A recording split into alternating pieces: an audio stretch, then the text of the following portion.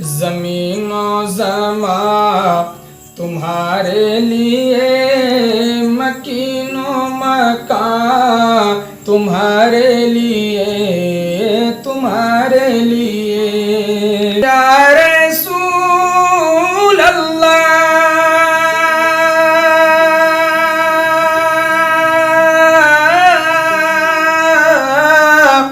دہن میں زبان تمہارے لیے۔ حضور کی نعت پڑھنا یہ کتنے شرف کی بات ہے، جو لوگ بغیر دیکھے حضور کو نعت پڑھ رہے ہیں، لیکن ان لوگوں کا حال کیسا رہا ہوگا جن لوگوں نے حضور کے چہرے نور کو دیکھ کر کیا بات ہے، کیا بات ہے، کیا بات ہے۔ تو دوستو ابھی شہنشاہ نقابت حضرت آفاق مشاہدی صاحب نے نعت نبی صلی اللہ علیہ وسلم گنگنائے، جیسا کہ ہم نے سنا۔ تو اب کمال نظامی صاحب سے بھی ایک نعت نبی صلی اللہ علیہ وسلم سن لیتے ہیں، کیونکہ کل ہو سکتا ہے یہ یہاں سے چلے جائیں تو موقع ملے نہ ملے، تو اس وجہ سے یہ موقع غنیمت ہے اور اس کو ہم ایسے ہی ہاتھ سے جانے نہیں دیں گے۔ السلام علیکم ورحمۃ اللہ وبرکاتہ۔ وعلیکم السلام ورحمۃ اللہ وبرکاتہ۔ ہمارے حضرت مولانا ڈاکٹر صاحب قبلہ مشاہدی یس، نقابت کی دنیا میں یہ بادشاہ ہیں ماشاءاللہ، الحمدللہ۔ جی جی جی، میں ان کے حوالے سے اعلیٰ حضرت علیہ رحمۃ الرضوان کی نعت کلام کے 2-3 اشعار حاضر کر رہا ہوں، سماعت فرمائیں۔ ارشاد ارشاد عطا۔ سبحانی صاحب کے لہجے میں۔ جی جی، بالکل بالکل، ماشاء اللہ۔ ہمارے حضرت حافظ قاری نورانی صاحب قبلہ بھی بیٹھے ہیں ماشاءاللہ، یس یس، یہ بھی سماعت کریں گے۔ He has always hear. زمین و زمان تمہارے لیے، مکین و مکان تمہارے لیے، واہ واہ واہ، بہت خوب۔ تمہارے لیے زمین و زمان تمہارے لیے، مکین و مکان تمہارے لیے، تمہارے لیے چنین و چنا تمہارے لیے، بنے دو جہاں تمہارے لیے، کیا بات ہے، کیا بات ہے، ماشاء اللہ۔ تمہارے لیے کہ یا رسول اللہ،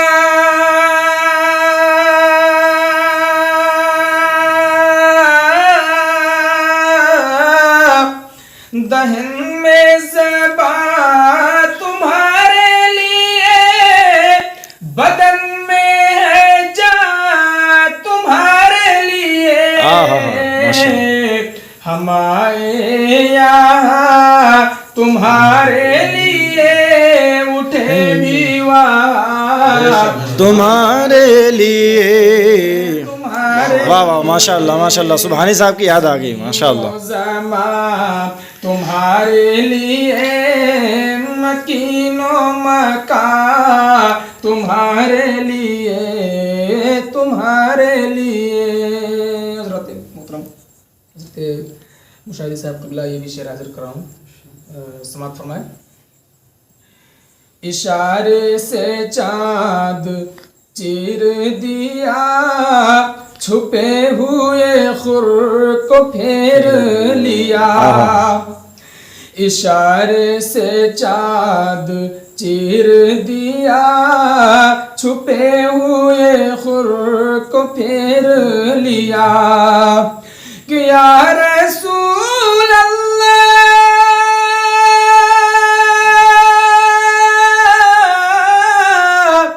اشارے سے چاند چیر دیا، چھپے ہوئے خور کو پھیر لیا، گئے ہوئے دن کو عصر کیا، یہ تاب و توا تمہارے لیے، تمہارے لیے، ماشاءاللہ۔ زمین و زمان تمہارے لیے، مکین و مکان تمہارے لیے، تمہارے لیے۔ شعر آخر حاضر کروں، سماعت فرمائیں۔ ارشاد عطا۔ صبا وہ چلے کہ باغ پھیلے وہ پھول کھلے کہ دن ہو بھلے بہت خوب بہت خوب. صبا وہ چلے کہ باغ پھیلے وہ پھول کھلے کہ دن ہو بھلے صبا وہ چلے کہ باغ پھیلے وہ پھول کھلے کہ دن ہو بھلے لوا کے تلے ثنا میں کھلے رضا کی زبان تمہارے لیے. کیا بات ہے کیا بات ہے ماشاء اللہ ماشاء اللہ. زمین و زمان تمہارے لیے مکین و مکان تمہارے لیے تمہارے لیے. کیا بات ہے ماشاء اللہ الحمدللہ. یار دوستو یہ کلام اعلیٰ حضرت تو بہت پرانا ہے سب جانتے ہیں لیکن یہ جو انداز یہ لہجہ جو ہے نا وہ سبحانی میاں سے بہت زیادہ فیمس ہوا بہت زیادہ مشہور ہوا لیکن ان کے وصال کے بعد اس طرح کے انداز میں نے آج پہلی دفعہ سنا ہے حافظ کمال صاحب کے انداز میں. آپ بھی جیسا کہ سنے ہیں تو آپ اس کو فیل کرنا بہت اچھا لگے گا اور آپ اس کو شانتی میں سنو گے تو بہت پیارا لگے گا. بہت پیارے انداز میں پڑھا ہے ماشاءاللہ. اللہ پاک ان کی آواز کو سلامت رکھے. بسم اللہ الرحمن الرحیم. حضرات ہم اجمیر شریف میں ایک جلسے میں شرکت کرنے کے حوالے سے یہاں آئے ہوئے تھے. محترم عزت مآب قاری احمد نورانی صاحب کو یہاں تشریف فرما ہے. قاری سیف اللہ نظامی صاحب کو آپ کی محبتیں ہیں. اس وقت رات کے قریب 4:12 ہو رہے ہیں. ابھی پروگرام قریب 2:30 بجے ختم بھی ہوا ہے اور اس سلسلے میں جہاں قیام یا ٹھہرنے کا انتظام کیا گیا تھا وہاں بیٹھے ہوئے ہیں. تو سیف اللہ نظامی صاحب اللہ نے فرمائش کی محترم بھائی کمال نظامی صاحب بستوی سے جو خود جن کی آواز بہت اچھی ہے اور اسی آواز کے سہارے ہندوستان بھر کے نعت کے مشاعروں میں مذہبی جلسوں میں شرکت کرتے ہیں. اللہ کا شکر ہے کہ جن کی آواز کو سننے کا شرف ہم لوگوں نے حاصل کیا ہے. ویسے میں آپ کو بتاؤں کہ نعت پڑھنا یہ حضور صلی اللہ تعالیٰ علیہ وسلم کی بارگاہ نور میں سب سے عظیم تحفہ ہے پیش کرنے کے حوالے سے. بے شک بے شک. علامہ شفیع اوکاڑوی علیہ رحمہ جو پاکستان کے بڑے مشہور خطیب گزرے ہیں ان کے بیٹے ہیں علامہ کوکب نورانی صاحب.